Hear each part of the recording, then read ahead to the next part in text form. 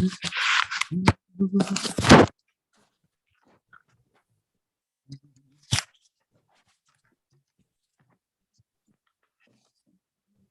like meeting. I like meeting. Yeah. I mean.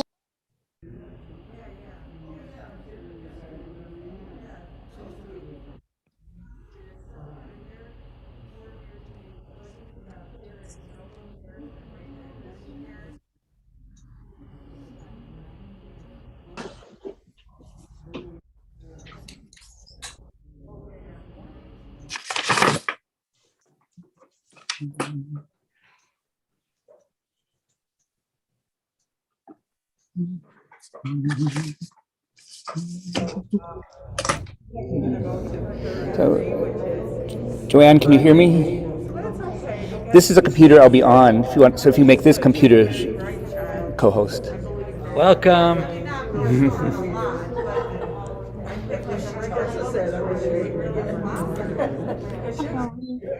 Hi, Aunt Lori. Hi, Aunt Lori.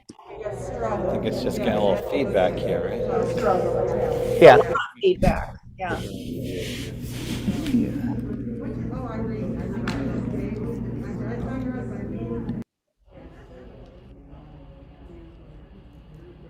I'm going to mute everyone because we're going to get started.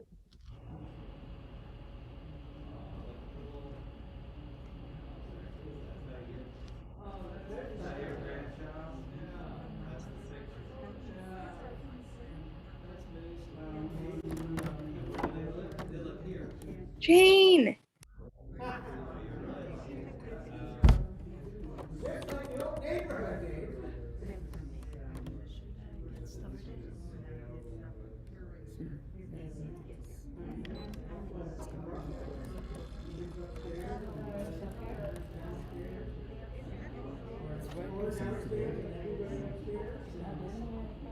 No, I mean, watching. I thought we would get started. Yeah, I mean, no. So shall I go to the door? No.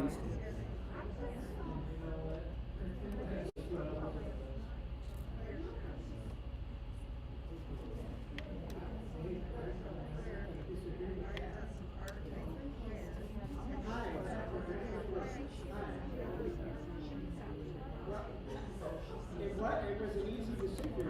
We must have been standing next to each other. Is it a problem? I mean, so got on flat, so I wait for him to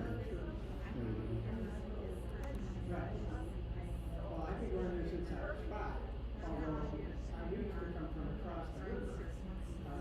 Then we have a place, summer place on the west river that opened in the 80s. So back when we Take didn't a have, rest. Can I go to the restroom? we would bring our boat over and park the boat and go play golf. And there used to be a beautiful beach down below where the sledding hill is, and that was like our own private beach. We would just go over there, take a picture. So, yeah. I honestly had not seen it. I'm a big fan of the Osprey and I was out on my boat when I had a little rowboat Westie. They can't see you. Oh. That's the screen. Oh, okay. If you wave here, they can see you. Okay, I'm so. Hello. Oh, Janet K came. Good. And Becca. And he starts circling, and he starts his descent. I don't know, but I'm picking up my oar going, okay, I'm going to have to, gonna have to hit my Osprey to save my dog. But thankfully, he got around. Where is the camera that the speaker is going to be seen? The speaker will be right here. It's kind of pointed up at the ceiling, but okay. Well. Well, I see. Okay. All right. But yeah. Okay. It depends how tall. If it's a shorter speaker, then. Okay. Depends who's speaking. Okay. But jump in if it's like if their face is missing or something. Well, it's just that the light in the ceiling is Oh, right yeah, behind the head, you know? That's just skylight, so it can't turn it off. Oh, okay. Have to wait till the sun goes down. Yeah, okay. Here comes our official whatever. Shall we get started?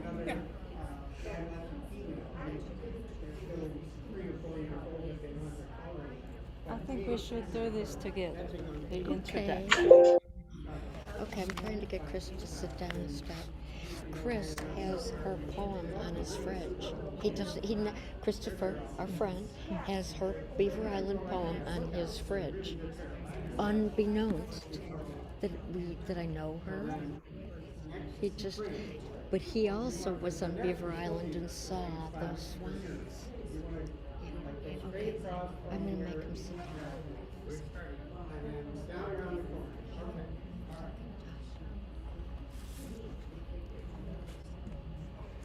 I can just speak, you'll hear me? How about a mic in the room? No? Oh my gosh, look what's We need, yeah. Is it on? Yeah, that should be on. Yeah, let's put it, because I have a soft voice and an accent, and people tend to not hear me. So let's see if we can get a little bit of an amplification before we begin. Rabbi's trying. All right, the microphone Yeah, will go he's- on in about, He's, it'll go on in about 30 seconds. 30, 29. yeah, we need a That's microphone. an estimation. Do you prefer a microphone? Guesstimate. How about now? No. Let's see, this one might. It's always good to have a tech team, you know. You can play a little dumb and say, oh, I don't know. Then you get all the help you need. Is this good? Now it's on. So let's put this over here. Yes, very good. We still want to see. And then we want to turn the volume. I have the sound off on here so you don't get feedback. Okay. I want you to be part in the picture here while I'm talking. okay. Thank you. Beautiful. Good evening, everybody. Can you hear me? Yes. Welcome. Whether you are here in person, I'm so glad to see so many of you here. And if you are joining us by Zoom, you are right here with us. This is our second hybrid event and the last Buffalo Corner this season. We hope to start up again in September. The pandemic created a distance between us, but in some way it also brought us together. Zoom allowed us to invite readers from far away, such as we had Paul Nemser here in December, fantastic poet from Boston, via Zoom. And today we mark a new first, because with our faraway guest Lee Slimsky, who has come in from Hudson Valley in New York City, it's the first time we have somebody traveling that far to join our Buffalo Corner. I'm very grateful and I hope you feel welcome. We are looking forward to your reading. Now, before we get started, I wish to thank the team here at Shir Shalom for their loyal support and the time they put into keeping us going. Executive Director Joanne Marquesi, you've all seen her. She's always keeping an eye on everything. And of course, Rabbi Alex Lazarus Klein. I also want to thank my husband Daniel Kester, wherever he went. He's always somewhere else. Because he's like the best techie, roadie anybody could wish for. And tonight, I especially wish to thank my co-pilot. Thank you.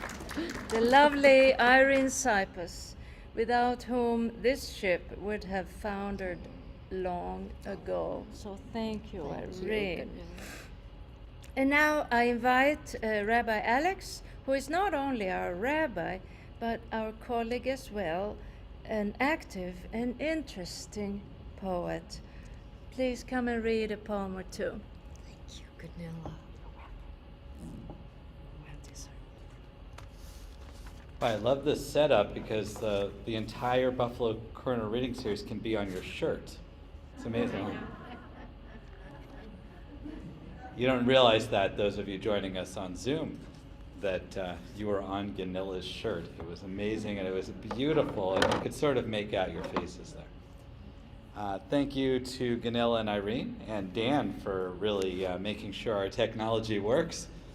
That is not something they teach you in rabbinical school. I have a couple of poems. One is recent. I was walking my dogs. Most of my poetry is walking dogs. And I saw a bird way atop one of the trees and just looking out, and I thought, what a beautiful image. This is called Perception Reality. A single strand of branch, like wisp of fine hair, alone at the top of the birch. On it perched a bird of indiscernible pedigree. Tall, lanky, perhaps a hawk or an eagle, or just a garden variety crow. My eyes deceive more than reveal. The bird looks down surveying. I have a feeling of freedom in my soul. This is the top, it must say. Remaining there, heartbeat, staccato breath, what can it devour below? Who could possibly catch it? Above that one single black visage, sparrows meander, chasing one another, dancing ebulliently without restraint. And tomorrow, I have an unveiling for a wonderful musician, Marilyn Kriegel. She's buried over at Elm Lawn in the veterans section, because she often actually organized for the veterans dogs to go around to help them. Wonderful person, amazing family. I wrote this, it's in my first collection, Poetry Written While Walking Dogs. Her last concerto. Enjoy, she said, with a smile, about almost anything, her best friend said, even when she schlepped me off for hernia surgery. Always an emphasis on joy and not on the in. We were standing by her graveside, laughing as she would have wanted. She had asked us to tell stories. Only a few of us gathered in the veterans section. She has not served as of such, but loved taking her Alaskan Malamutes to the VA.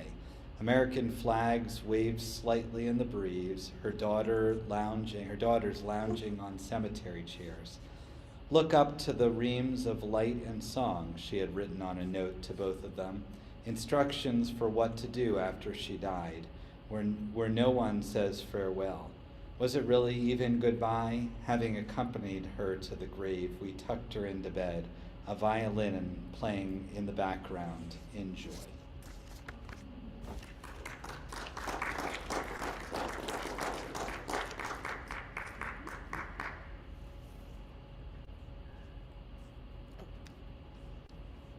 Thank you, Rabbi. Those were lovely poems. Thank you for sharing. Can you hear me? Just a little more? Okay. Oh, good. Here comes the man who knows what to do. Okay. Our first featured reader tonight is Catherine Hastings. Catherine is the author of 3 full-length collections of poetry from Spuyten Duyvil, New York City, Cloudfire, 2012, Nighthawks, 2014, and Shakespeare and Stein, Walk into a Bar, 2016. Some of these books are available. After the reading, you might want to purchase one or more. As well as she is the author of a number of chapbooks, including She from D Press, Updraft from Finishing Line Press, and Slow Shadow, White Delirium with Lee Slimsky. That book is also available from the Small Change series. She's the editor of 3 anthologies, Know Me Here, an anthology of poetry by women, Word Temple Press, 2017. Digging Our Poetic Roots, Poems from Sonoma County and What Redwoods Know, Poems from California State Parks, which was an anthology sold as a fundraiser for the California State Parks Foundation when 70 parks were faced with permanent closure. Her poems have been published in numerous journals and anthologies, as well as the Book of Forms, a handbook of poetics, University Press of New England, Louis Putnam Turco Ed, Hastings' poet Gloria Emerita of Sonoma County from 2014 to 2016, where she most interestingly founded and curated the Word Temple Poetry Series and hosted the radio program Word Temple on NPR affiliate KRCB-FM. She grew up in San Francisco, lived for 3 decades in Sonoma County, California, and moved with her partner Kathy Rahill to Western New York in 2018, following the October 2017 wildfires that destroyed almost 6,000 homes overnight. Today they live on Grand Island, where Rahill grew up and where her parents still live in her childhood home. I want to say a few words about her most recent book, A Different Beauty, which I was going to hold up, but Catherine Hastings' poems display wonderful detail of observation and tenderness toward places and people. Many poems in Catherine's new collection, A Different Beauty, chronicle the journey of leaving her beloved home in Sonoma County, California, and making a new one in Western New York. You will feel the inexpressible poignancy of this leave-taking, as well as the courage and open-heartedness of her ability to locate a different beauty in her new environment. I said inexpressible, but Catherine expresses her transition in precise, nuanced, exquisitely chosen words and beautiful cadence in these poems. Please welcome Catherine Hastings, a most wonderful poet and a most wonderful human. Thank you.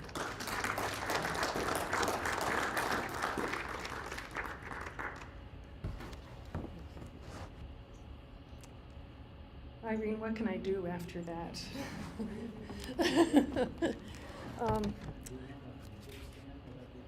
It would be, yeah. Thank you so much. You got a point, I think. That would be great. But first, I want to thank everyone involved with this poetry series, the Buffalo Corner series, especially Gunilla and Irene. These are 2 hardworking people who look out for other people. They're not thinking of themselves, they're thinking of others. And what you've created is really fantastic. So thank you so much. And thanks to everyone for coming tonight. I know it's not an easy choice these days to go out to a live event, and it's really nice to see real human beings here. And it's also nice to see my friends up on the screen behind me. There's some people here from Sonoma County attending, and that's always reassuring to see my buds.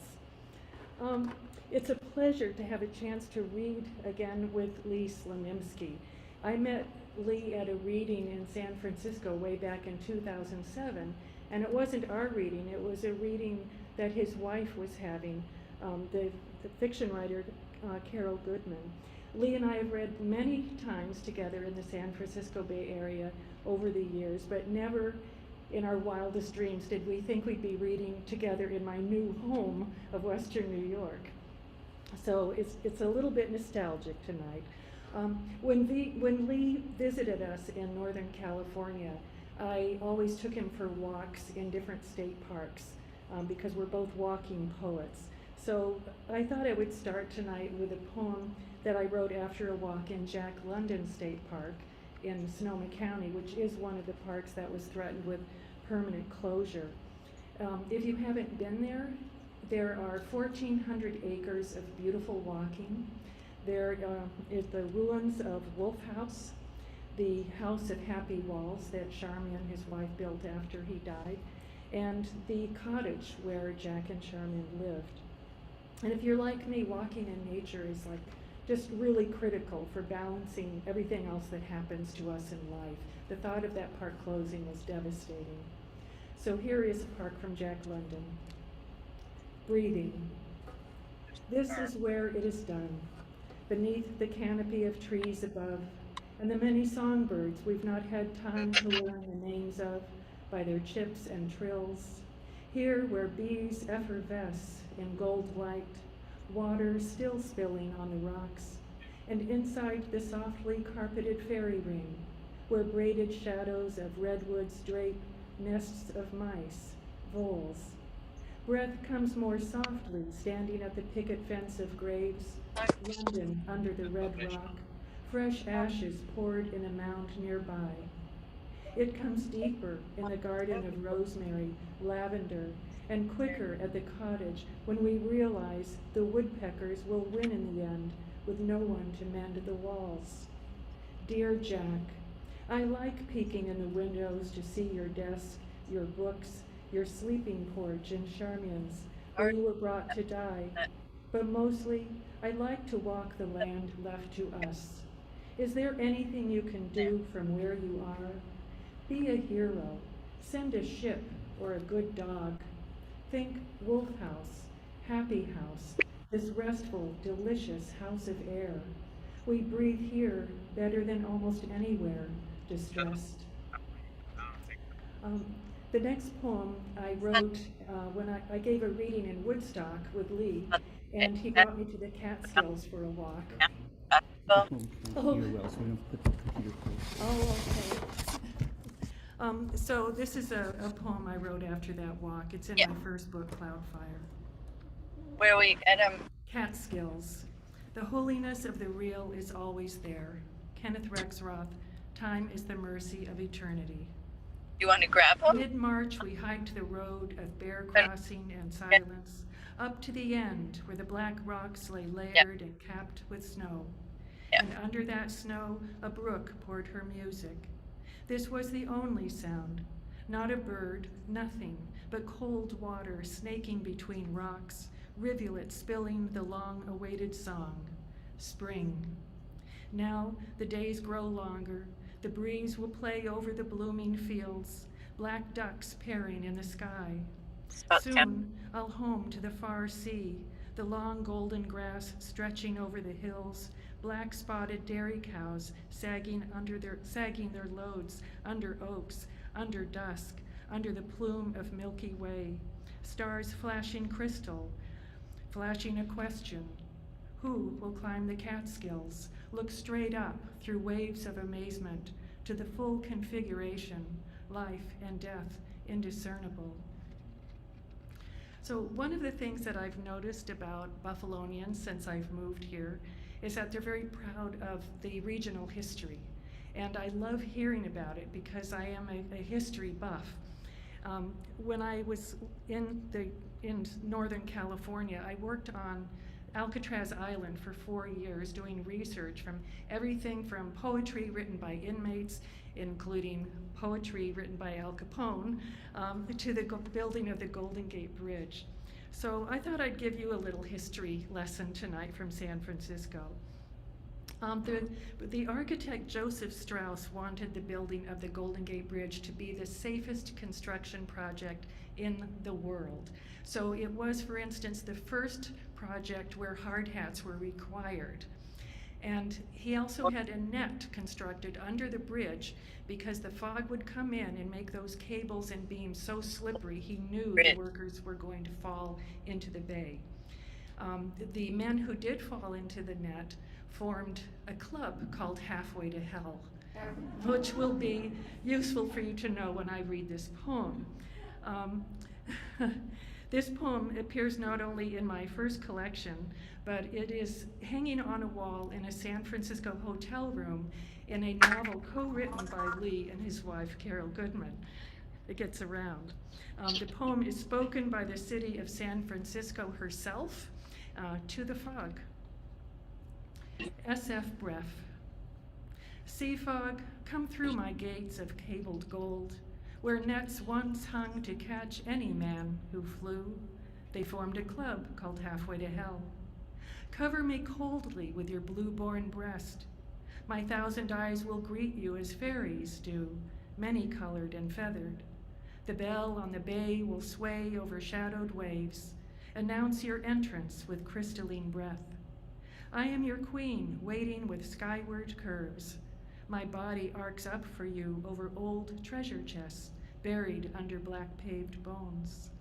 I have been loved before, sometimes to death. Are my hills too high, my valleys too bold?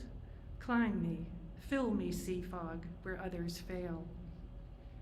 And that's an odd French syllabic form that's in Lou Turco's Book of Forms. So I'm going to turn now to some poems in my new collection, my 4th collection, A Different Beauty. The book's title, of course, refers to this wonderful Buffalo, Niagara region that I've totally fallen in love with and can't even imagine not living here now. It's amazing what has happened to me. Before this book was published, I read a handful of these poems on different Zoom readings and once live at the screening room. So for those of you who have heard some of these poems before, I hope that hearing them again will be like hearing an old song you choose to hear again, okay? I'm going to start with a childhood poem from San Francisco. The bay was my backyard.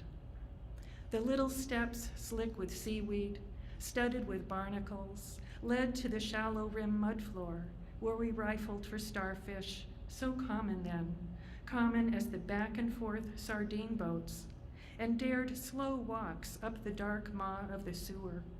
Who would go furthest?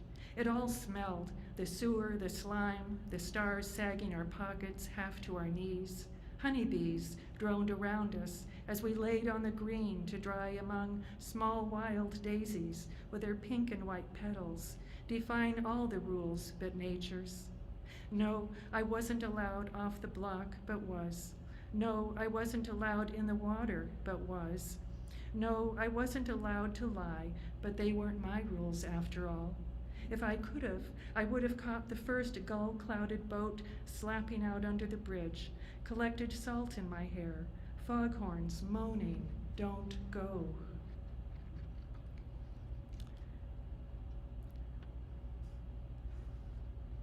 This starts a little sequence of wildfire poems. This first one will probably give you an idea of what it was like there. What we packed at 3 a.m. The dog, the drugs, the cash, the cards, the elder neighbors who couldn't drive. We packed our fear, though it couldn't be contained. We crawled in our cars as the fire raced through its feast of everything, of everyone or everyone's dreams. Everywhere we looked, red, red. We called friends in the hills, no answer. We cried, "Jesus Christ," no answer. The fire jumped and morphed and ate some more. Garage doors wouldn't open. Trees blocked the roads. The red sky grew wider and taller and shot its offsprings into the air to ignite their own smorgasbords. We unpacked our prayers to all the gods we don't believe in, and when we reached safety, we watched our phones for news, and it wasn't good. Yes, we had each other. Yes, we were alive, but our world, our beautiful Sonoma County world. What we packed wasn't the mountains, wasn't the deer, the coyotes, the quail, wasn't the mountain lions or mountain lakes, wasn't Willie's or Fountain Grove, wasn't Coffee Park or the Field of Larks, or the knowledge it would take 2 weeks to get back home, or that home would still be there, or that the gorgeous golden grass just outside our windows would change overnight into candles waving their virgin wicks. This poem begins with an epigraph by Shelley. Creativity. There's not one atom of you, earth, but once was living man. Percy Bysshe Shelley. I always said, in the end, just slipped my body into the fire, tossed the ashes like so many moth wings into San Francisco Bay. On a breeze-blown day, wavelets would sail me away past my childhood home one last time. By sundown, I'd be through the gate. This was before the wildfires, when we woke at 3 a.m. inside 3 walls of flames, roaring like freight trains. So now I'm thinking, don't put me in that oven, dig a hole, and without a casket, place me deep into the earth, where fire can't reach, where the soil is moist and dark and smells of petrichor, where life unfurls and greens the bones, and after the bones, soil, and after the soil, leaves, and after the leaves, clouds, and after the clouds, rain, and all of it is me, and I, it. I wrote this poem for a dear friend who lost everything in the fire. He's an artist and a poet, and he just lost everything. Happiness. We'll find it again. Perhaps not as much as the dog in Scotland who wagged his tail so hard, so often, it had to be amputated. Not that happy, but okay happy. After 2 years in a pound, he found a home. It will take at least that long for some in Sonoma County, and when they do, we'll wag our behinds like Buster. Though I don't care what they say, there's no such thing as a forever home. So now I'm going to move into the section of the book that is called A Different Beauty. Dear California, I write to you from an island in the Niagara River. It's the light in the sky that reminds me of you, the summer blue flowing by, but the clouds remind me more of Paris, the calmness of them as though inside a painting. Goldfinches on the feeders no longer flee from me. Cardinals tell me where I live. California, am I in denial? Will I miss you when the snow falls and falls on this quiet island world?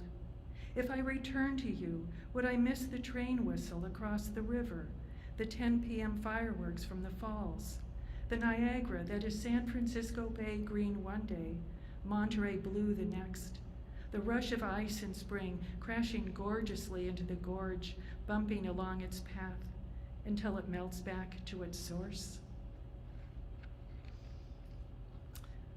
Yes, I would. I would miss it all very much. This poem has a title almost as long as the poem itself. After the wildfire, we moved from California to your childhood island in the Niagara River. We are surrounded by water. We are happy. The walk to the river is soft with snowmelt. Sunrise. The water blazes with orange light. It takes practice to discern water from fire, to remember fire doesn't solely destroy, but opens nature to seeds. I am a seed blown clear across false borders, planted in strange soil under a sky odd to my eyes, with its lack of mountains, its lack of redwoods, with its full throat of owls and thunderstorms. Each morning I watch the birds swarm at the feeders, woodpeckers, sparrows, black-capped chickadees, and cardinals. How odd that birds are what ground me now. I am home with a new language of waterfalls and bird whistles, grapple and gorge, ice boom. The language of this water that calls for us to leap in summer, to go with the flow. I mean, we live on Grand Island, and it didn't dawn on me until I had this collection of poems, how many poems I wrote with birds in them. I mean, what else are you gonna do living there? Feathers. Who are these birds who have never flown over the Golden Gate or Vineyard Rose, who have never strutted their city stuff across the plaza of Union Square shops? Wandering the Niagara buckhorn path, quick ribbons of yellow crisscross halt my breath. I say goldfinch, though I'm not certain I'm right. I've seen light over the Pacific, light floating on the bay like October leaves dropped directly from the moon. But the light of orioles, of cardinals, the brilliant flames of them, is new and nothing like the fire we left behind, eating everything like an angry vein, chimneys left to stand alone in fields of ash on ash. Fire memory enters every sunset and many dreams. So we return to birds, their movement, their music, the reassuring rustle in the budding leaves. I know you're all starting to really appreciate the weather here, right? To walk among trees and not tense with fire fear. To wander with ease, hearing wind through leaves. To feel that rush of breeze with its smoke-free breath. To live far from my California home brings a different beauty, a luxury of rain, frogs singing its praise, dreams uninterrupted by the long season, the wrong season of flames. I'm going to dedicate this poem to Carl, is it? Chris, to Chris, who I just met tonight. Beaver Island. Today, at least 100 swans, 100 at least, floating free on the ice-cold river, their necks curved in snowy elegance, dip their heads in carroty beaks through the quick-changing light, skimming the skin of water, soon to be starlit, the slim silver sliver of moon, a partner to the crystalline. Nearby, a man in camouflage walks with his back bent to the shore, sweeps a detector for coins. He carries a shovel in case what he needs isn't obvious, isn't right in front of his eyes. But I tell you and tell you again, today there are 100 swans, 100 at least, floating free. I see them in the heart of day. Their wings are holy fans of light. Fish and feathers measure their warmth. Hope will never come to an end with this world so luminous, our breath rising naturally to nested trees. So I'm just going to read one poem from the section of the book that is pandemic poems, because I don't think any of us want to spend too much time in the pandemic. And a lot of us did jigsaw puzzles during the pandemic when we were locked up. And this poem is called Pandemic Puzzle. The question that's asked is, how long will this last? We're all snapped in place like cardboard pieces, pressed into vistas of water and wind, of red barnyard doors waiting to be flung open, releasing rank scents of animals newly unpenned. When the time does come, let's be just like them, race out as children, hay and webs flying from our hair. How long until then? Consider the puzzled rose, its slow opening, so luminous come spring. We rejoice every petal piece, thankful that our caution finds not even one is missing. And just one poem from the last section of the book, A Child's Tale. I told her I would do it. I would run away with her from our 4th grade math class, from the parents who didn't love us. I promised her I would meet her at the Presidio gate, 10 p.m. That night, afraid of the dark, I left the shade up an inch for moonlight. On the first morning, I asked her, hand on hip, "Where were you?" as if I had gone. The next day, she asked me the same. Then it was my turn again. When the week was done, we moved on, to Elvis in her case, to Beethoven in mine. His music catapulted me across the world. The sky in my map-walled room flush with birds, singing wordlessly from 5 black wires. But of course I told her and all the other girls, Presley was my man. So I started this reading with poems from California, and I'm going to end with a poem that starts off in California. This is in my book, Shakespeare and Stein walk into a bar, and the only thing you need to know about the poem is that the higher the number, the larger the motorcycle. This is Motorcycle Diary in progressive mode. My first was a 350 I learned to ride, facing a wall of baby pines on the front lawn. She was gold with a black streak, and soon we were flying down 140 past the smell of fried clams and fraps at freights on the lake. One by one, the chains of existence from 17 years back to just the day before, thrown off, because this is what happens in flight. And I loved the feeling, so when I left that life behind, returned home to San Francisco, I bought a 400, this time maroon with a black streak, and we rode the smooth, sweeping roads down to San Diego, where I felt she had been too light for the wind, traded her in for a 650, broke her in slowly to Mexico, then home to Twin Peaks and Market Street, where I lugged her slow-moving hotness in the oh-so-gay parade, my old wedding dress dragging behind like a forsaken cloud. Then up the coast and over the Canadian Rockies, where I was snowed in Banff, gusted in Calgary, where I begged truckers to rescue us, but truck insurance doesn't cover that kind of thing. So I drove south through Idaho, past the Snake River with its red rocks, its slate shadows of hawks, down to Sacramento, where a bee caught like a shard of glass in my scarf, stung my throat, forced me to lay that bike down in the breakdown lane until the dizziness passed, and then we were on to our new home in Sebastopol, where I had no garage and had to heave her up every morning off the rush hour street like a horse knocked down in pasture. So I sold her and didn't ride again for over 30 years until I remembered, sweet Jesus, time was flying by, not me. So I bought a 700, all black, the only streak me, a silver-haired woman, soaring solo past vineyards, lagoons, rivers, valleys, redwoods, mustard, the blue meadow of sea, like a bird who knows nothing of years, but everything of release, and the sensation of oneness with a thing that sets you free. Thank you.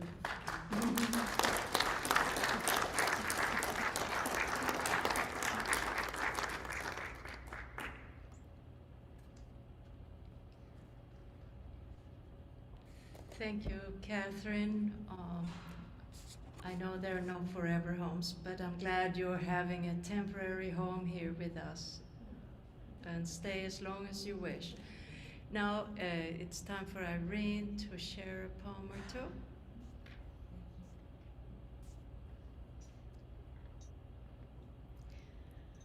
Thank you, Gunilla. Thank you, Catherine. Did I not tell you that every word would be perfect, every image spellbinding?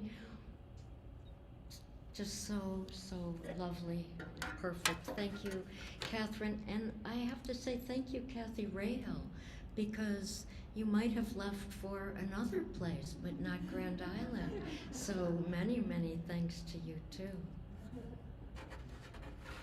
Well, this poem, although I didn't know it, kind of complements the rabbi's poem.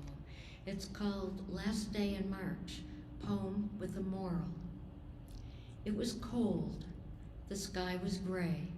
Wind was sharp. But I had been inside most of the day, so I set out on a walk. Catherine's too. Notice 3 things I had recently read when you take a walk. I tried. Some mud, some ice, some chill. Why am I bothering? This being present in the moment isn't working. Until a small, white, low to the ground, pointy ears, wagging a tail doggy, who might as well have been smiling, approached. This is Sammy, his owner said. A West Highlander, I asked. Yes, I have had dogs all my life, but this guy is my special buddy. Oh, Sammy, I said, a pleasure to meet you. The day was brightening.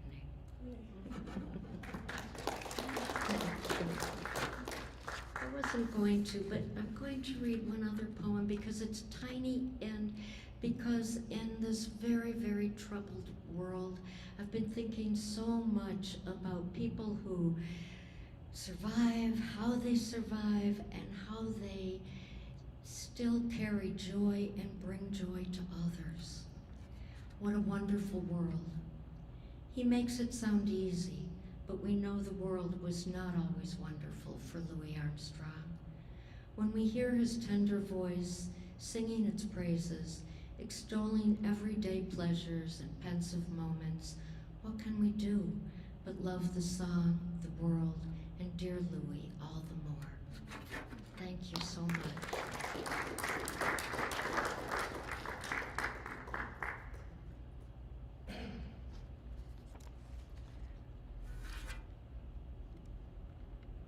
Before I introduce Lee, I want to thank Rabbi Alex.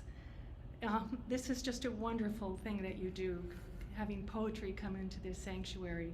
I wish everyone in California could see the beauty of this space. So thank you. You were born in San Francisco? Okay, we're going to talk. We're going to talk, and I want your book too. Okay. They've asked me to introduce Lee tonight because we go way back. He's here celebrating his 10th collection of poetry, Bright Yellow Buzz, a book dedicated to the mathematical ability of bees. So right away, you know, when you read his work, you're going to learn something about nature and probably math too.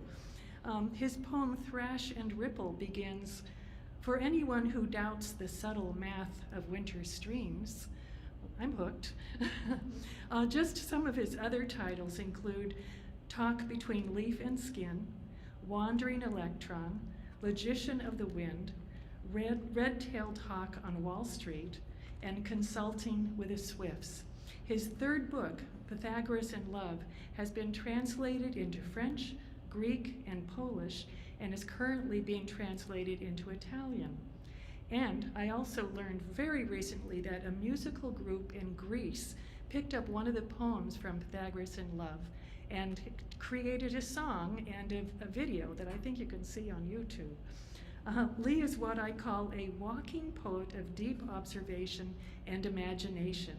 I doubt he has taken many walks, if any, which did not inspire him to write at least one poem.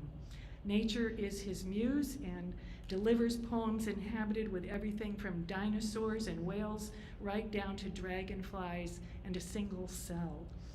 As the Cambridge poet Tim Sermont says in the introduction of our co-written chapbook, Slow Shadow, White Delirium, Lee is a man who thinks of the remnants of pterodactyls awash in every fiber of the woods. His poem Sunred Splash opens, "I saw a brontosaurus head upstream, so briefly, just a flicker of a view." Lee's wife, Carol Goodman, is a Hammett and Mary Higgins Clark Award-winning novelist, and Lee co-authored the Black Swan Rising trilogy with her. When he's not living poetry, he's a hedge fund manager who invests on behalf of the welfare and humane treatment of animals. So you see, he's not only a fine poet, but one of the finest of people, aware, kind, and generous. Please welcome Lee Slimsky.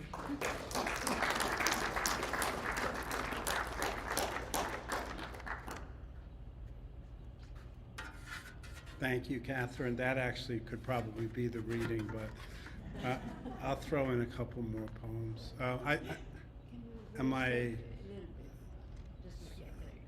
Is that better? Yes. Okay. I want to thank the rabbi and everybody else. This is really great. Oops.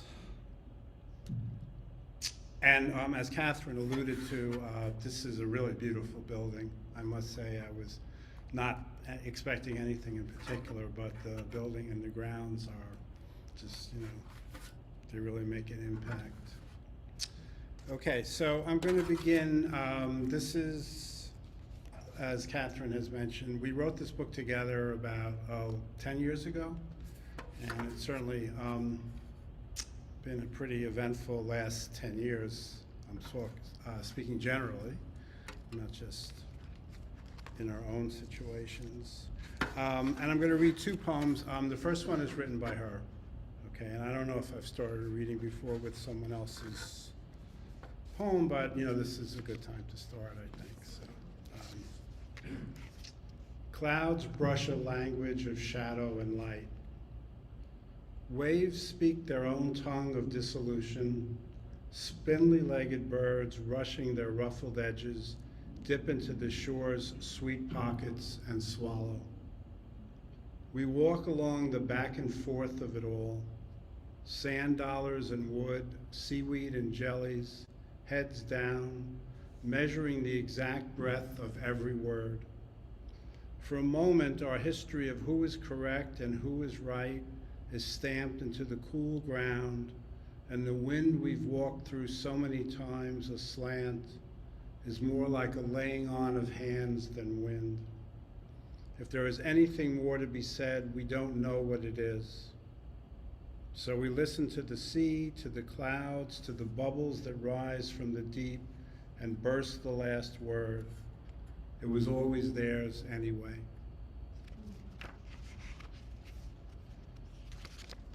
And this poem, which is my poem, next to last poem from the book, which Catherine kind of anticipated somewhat mysteriously in a couple of things she said, as you'll soon hear.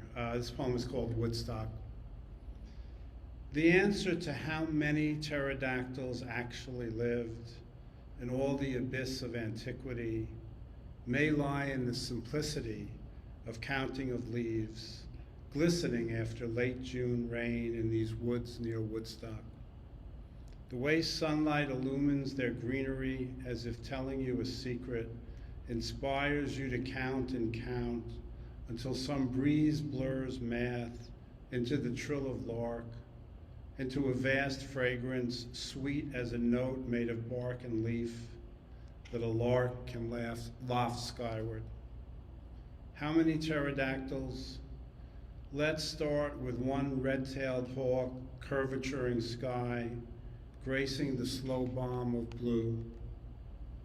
You're counting and counting, it seems like forever, matching 10,000 pterodactyls to every single ray, turning scarlet toward dusk, recording the sureness of time for all the birds to remember.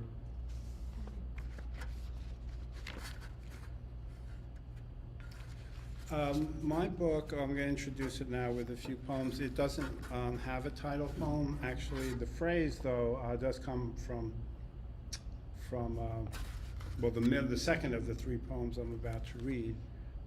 But all of these poems have in common that they use the word buzz.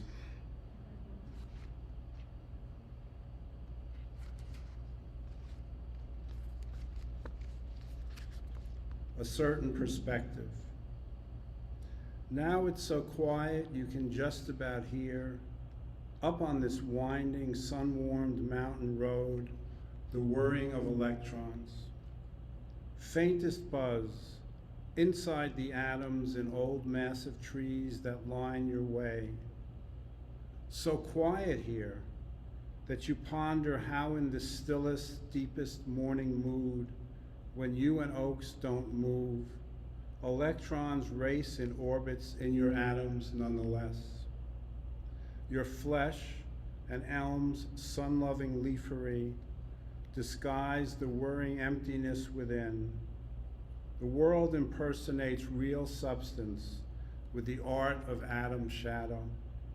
Sorcery we make a science of, an art so smooth, no telling where it ends and life begins.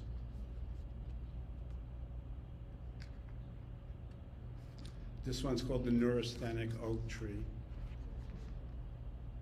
My nerves must settle down and soothe themselves. The worst of winter's gone. All my wiry branches will heal, if only given a chance. The sun is pleasantly ticklish this morning. It makes my far twigs sparkle in the bright yellow buzz of sky-climbing bees, in the well-lit promise of April and June, its near and distant lover.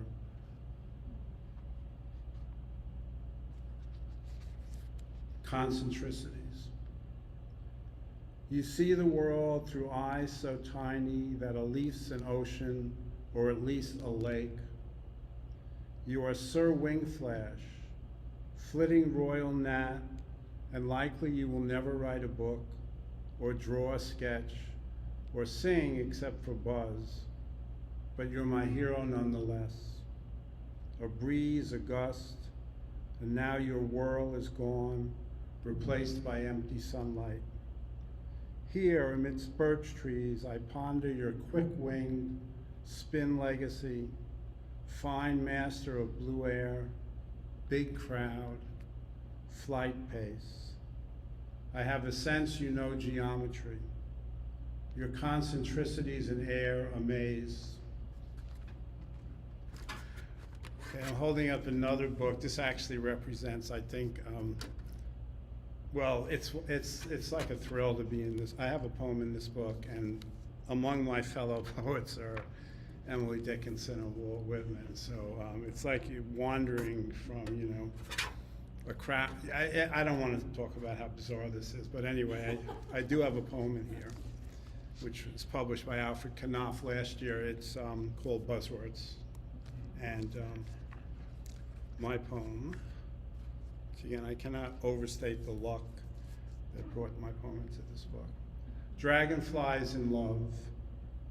They piggyback in parabolas of lust, looping through noon bright air, writing their gene-scripted history over and over as elegantly as the hushed wing fluttering with which an eagle, no more than 10 or 12 yards away, breaks, before talons spearing a rainbow trout that caught fatal sunlight. Unabashed, as if boasting of needle-quick, nuanced motion, they knife the air, slice blue light into shreds of silver, drifting across Oak Pond. The splash of a frog, slither of a snake, do little to distract from the aura of dragonflies in love. A hint of breeze wrinkles the sheen of silver water, as if suggesting the great age for which this ritual aerial merge has gone on. Bodies of blue, green, black, orange, wings as gossamer blurry as light. They dart in diaphanous swerves of longing, the pulse by which heat shimmers and dances, pounding through their thin, bright veins. Thank you. Okay, so the next set, I mean, they probably all mention dragonflies also. I mean, there's a few of these, and then I'm going to finish up with actually a few poems about painting, which the last couple of years I've been writing quite a bit about painting, something that I never really been interested in as a person. You know, I find it kind of odd that I took this turn. Maybe I hid some interest from myself or just ran out of subjects. But anyway, these are, well, I won't call them dragonfly poems, but as I say, they mention them. This poem is called As the Year Turns, after Louis Zukofsky. And it has a Louis Zukofsky poem's title, which I'll read just by quoting it in the last stanza of the poem. A weak cicada shrill persists until the trees are ravaged bare by chill and gusts that howl that soon December will arrive. It all seems usual, and yet you stand quite still, delighted by a chicory. She lasts, despite Earth's tilt away from sunlight's soothe, in bluish purple radiance. You live year-round for such robust anomalies. Impossible ice sliver in the pond in July's seethe, a tuft of warmth in February's breeze. There's no excluding chance from inexorable fate, no formula for all. Quote, the green leaf that outlasts the winter, end quote, speaks of error's hope, just like a dragonfly's midwinter loop.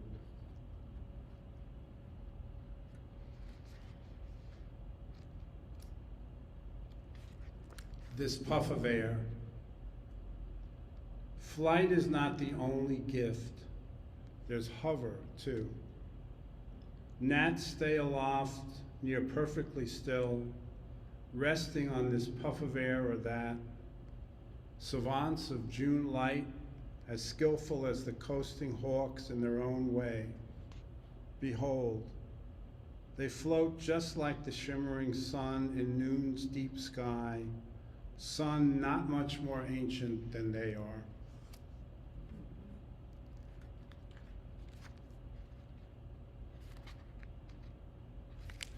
This poem's called Paleontologist Vacation. Now that's a fantasy I actually have had, but it requires a lot of education, not just wishful thinking. The old stone house had a wooden pier that jutted out right from the porch, down steps, then out 10 yards above clear, deep, long lake. We'd laze there August mornings, tan, and look at blue-white dragonflies, quick gleaming loops. Hot summer dwindling, still, without a care, as if each morning was immortal. Now we knew the dragonflies would not live long as individuals, but could respect 300 million years. Long Lake allowed perspective on a grand solstice time, belonged to this species or that, the brevity of summer, all seasons, shadows, revelry. But we took refuge in what could distract, a cloud's reflection, water's mirroring trick.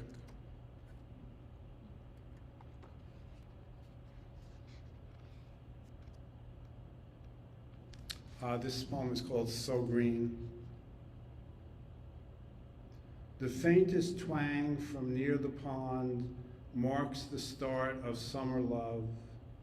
Mild bullcord that soon enough will make the lilies tremble. Morning's quiet otherwise.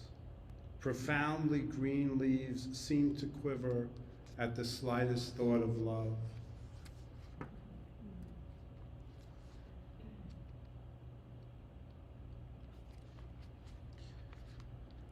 The metaphysics of weather. Amidst this freeze and stinging wind, these tree-sourced squalls of snow that only last a moment, your challenge is to ponder next June's dragonflies, gliding over their sun-lathered pond as if there's only one season and it is immortal, as if this morning's Arctic purgatory by then will be long forgotten. And as I said, these last three poems, they're all about painting. One thing I'll say, I'm not going to identify the poem, but I'm just going to mention, and I didn't actually notice this until I was selecting poems for the reading. So one of them is about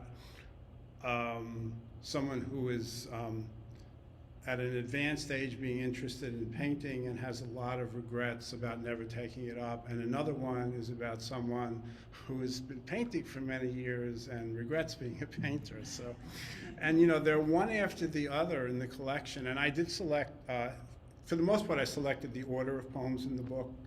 There were a few suggestions from my editor, but I just, in discovering this, I found it kind of odd, but I guess I maybe do regret or don't regret. I don't know what my attitude is.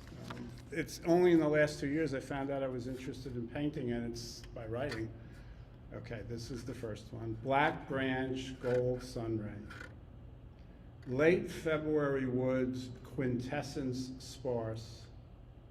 The loftiest bare branches, delicate as sunlight polished, rapiers fencing with blue gusts, cloud puffs. You try to calculate such winter emptiness, austere yet smooth, contrasted with the coming green. Immerse yourself in purest numbers of deep May, but math is smalled by beauty. You'd prefer to sketch or sculpt, not count. Not easy, though, to capture branch-etched windy air or whir of red-streaked wings with paint. Your true love is slow. That's best expressed with quiet, near still art. You chose the wrong career. You hear your heart. You'll start by drawing black branch, gold sun ray. The waiting. Falling snows replaced by blue sky, clouds become artistes. They grace bare slopes with feathers, slivers, blooms as round as late spring flowers. No one could forget their sculptures. Seeds for you now, remembering years later in your shabby Paris studio. And yet, despite cloud art, your mountainscape seems wan without the vivid freshness of surprise that day, post-storm, seems lacking. You can't praise your own feebleness. White curlicues of mist decreed back then, the artist's life, your fate. But if you can't recapture, art exists, it seems, to multiply sweet nature by pure light, but something's more required than technique and memory. Despair creeps in, morose, you wait. And finally, artist as magician. This ball of glimmer, cloud of sunstruck mist, so low in the air it dances on tree crowns. This ballerina of smooth roll and bounce is just the reason that his art exists. But how to capture motion with mere paint? Evoke each cloud ball's drift, shimmy and faint. Technique's the answer naturally. He's long at his easel now, today, eliciting a sense of move from daub and stroke. The dance of cloud puff, wind urged just above the trees, leaf mist that loves sunlight and steady breeze. His concentration turns into a trance. At last, he's mastered leaves perspective and twirls visible as if he's waved a wand. I just want to close with a couple of, I guess, kind of personal comments. In looking at the screen before, which I think was people that are looking in on Zoom. So I just want to acknowledge and also pay tribute to a friend of mine who is actually in San Francisco or the area at the moment, Robert Bassner, who is the author of the introduction to this book, and it's a very distinguished poet, and certainly I don't think I've ever had that experience. Well, this is the first time I've ever read in Zoom, so I haven't had a lot of Zoom experiences of any kind before. And then finally, picking up on something Catherine said, and I'm directing it to Catherine and Kathy, you know, coming out here, I mean, today, which, you know, they were very generous hosts to me for many years, as I probably established, you know, more presence as a reader of poetry in California than I've ever really had in New York. And so it was very kind of moving, you know, to come out tonight and almost maybe that California, in addition to these unique individuals, Catherine and Kathy, maybe like California has moved here to this very, very beautiful, been here once before, but I must say I'm very struck by the beauty of the area and Grand Island in particular. So I'm going to conclude with that. You've been a really good audience. Thanks a lot.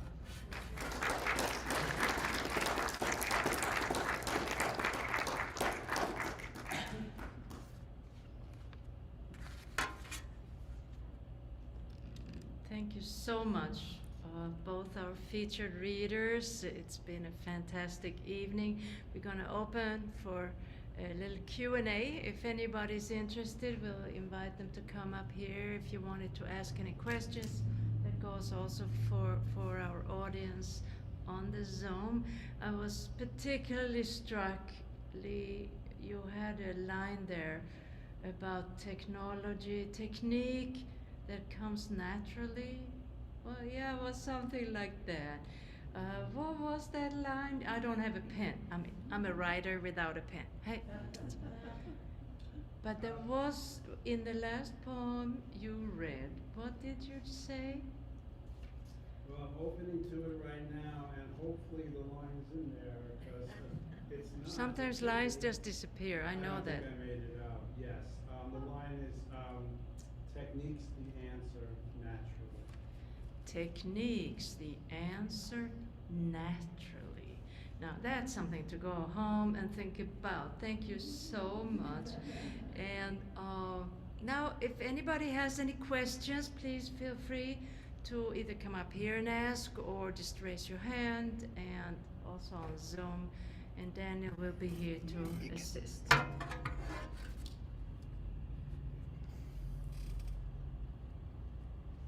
Any questions, comments? Yeah, please. You want to go up here? Come up here, right? Then we hear you better. Yeah. So, I also had a question for Lee. Can you hear me? Okay. Speak in the mic. The mic is on your side. There you go. You had mentioned Walt Whitman, right? And so I couldn't help but wonder if, when you talked about some people, it was something about like some people work with paint and some people work with numbers or something like that. And so I thought of that when I heard the learned astronomer, when the facts and figures were laid out before me, whatever. And I just remember our teacher went over and over this in high school, and I remember the last line was like, how soon unaccountable I grew, you probably know it better than I do, grew weary or grew tired and wandered out, and he looks up at the moon itself. And so I wondered if that was sort of, if you could hear your own echo of that a little, or did I misinterpret the line? I will say that. Maybe you want to go to the microphone? Yeah, maybe. Yeah, please. That way everybody. Could you just repeat the particular line you're referring to? When I heard the learned astronomer, how soon, actually that's the name of it, I think, but eventually, I think it's also the first line, it's a pretty short poem, and then it's like, how soon unaccountable I.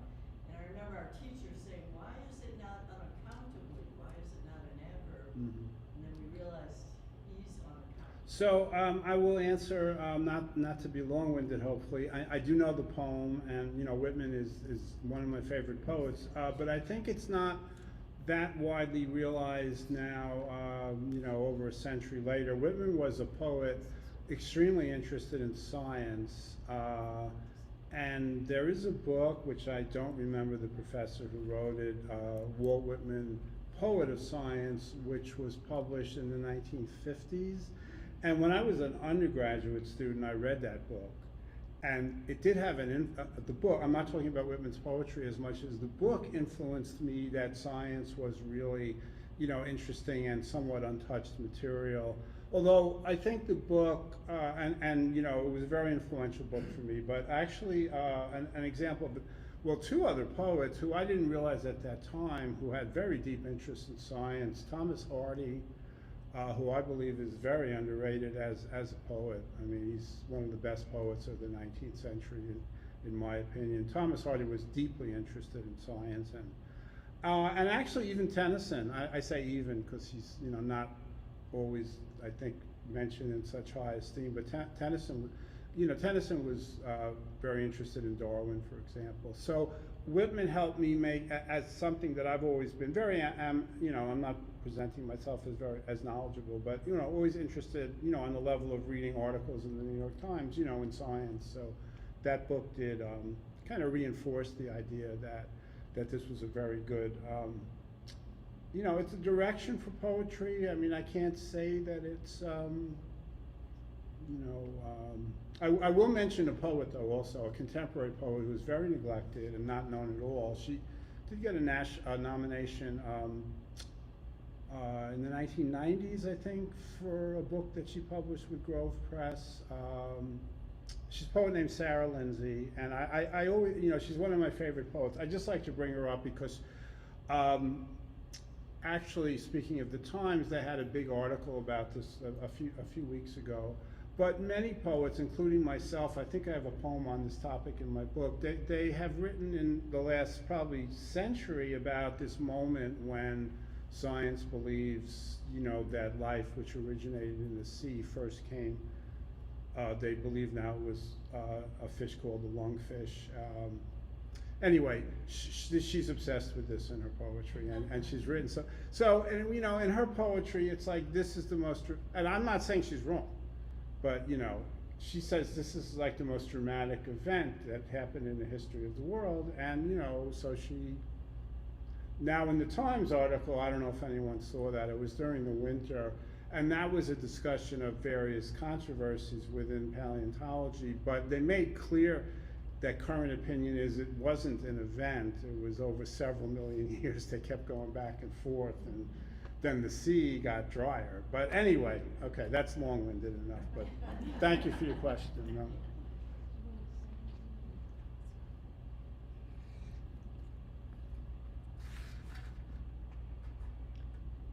Well, I just wanted to thank Catherine and Lee for this splendid evening and fascinating readings. I'm always intrigued by the difference between reading a poem on the page and hearing it read. Maybe it's because, you know, I'm a guitar player, so I'm used to hearing things. But I just want to say to all of you, and to the two of you specifically, thank you for a great night. Thank you all for a great year. I mean, we survived the pandemic. The Buffalo Corner keeps growing.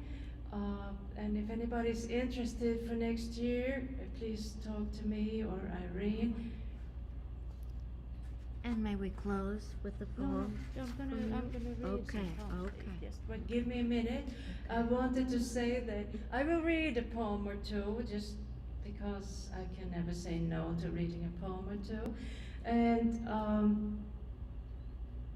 later on, out in the lobby there are books you can purchase. I hope you will sign them and so forth. So I just wanted to read two poems.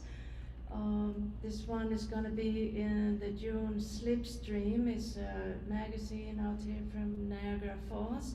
For about 30 years I've lived here, they have said no thank you to everything. And when I came to read, they were kind of like blah, blah, blah, blah, blah. Never mind.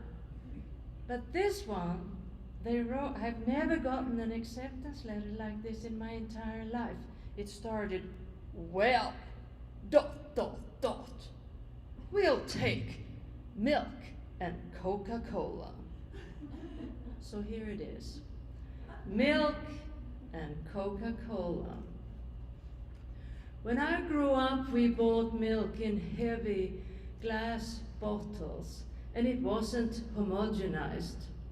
Large blobs of cloudy fat swam in bluish liquid, made me sick, and once I dropped a bottle in the staircase on my way to our third-floor apartment and got yelled at, had to pick up the shards and scour the steps, got glass in my thumb and came home bleeding. I was that girl, bounced a lonely tennis ball against the dirt yellow tenement housing wall again and again. When a neighbor gave me a glass of Coca-Cola, I finished it in one ecstatic swallow and loved its prickly taste until I felt sick and had to go home. Where I grew up, we had Finns who drank too much homemade vodka and fought each other, knives up their sleeves. I saw them carry a bleeding man down the street when I was 10. In my head, I hid words that much resembled drops of blood mixed with broken glass and dirt.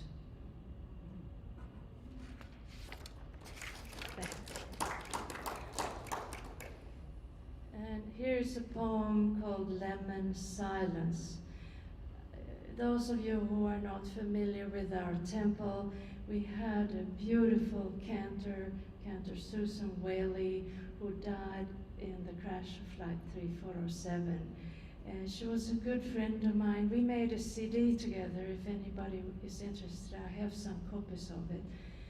And I think these lemons that are silent, that come in this poem, that they came from her. But the poem was written last summer or fall, whatever. But you know, it's been a long time since 2009. But I think it has to do with her somehow. So it's wonderful to stand here. This was her place, her bima. It's a very special place. People have commented how beautiful it is, but it's also a very special place. So yeah, my last poem, Lemon Silence. This morning, the dentist, she scraped my old teeth, clean like a Roman monument, or the Sacré-Cœur in Montmartre, where Stendhal and Zola rest. Every spring in Paris, they start washing her north of the main gate and reach the other side a year later, only to see she's already blackened where they began. You left me a lemon on the doorstep.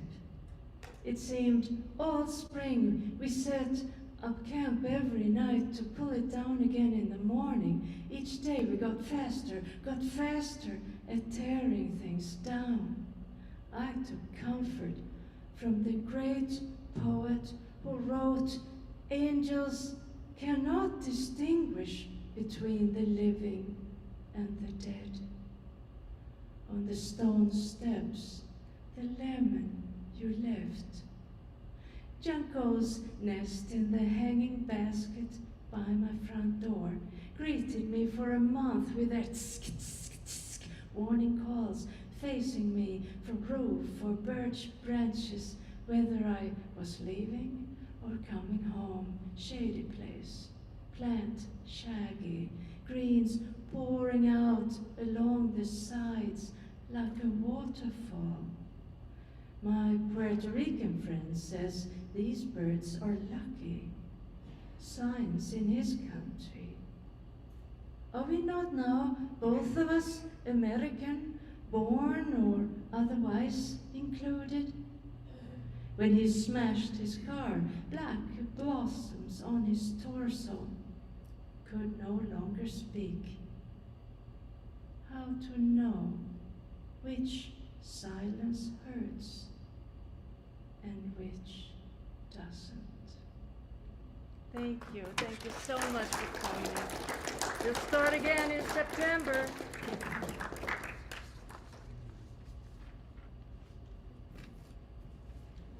Welcome, and please purchase some books. Hang out with our featured readers.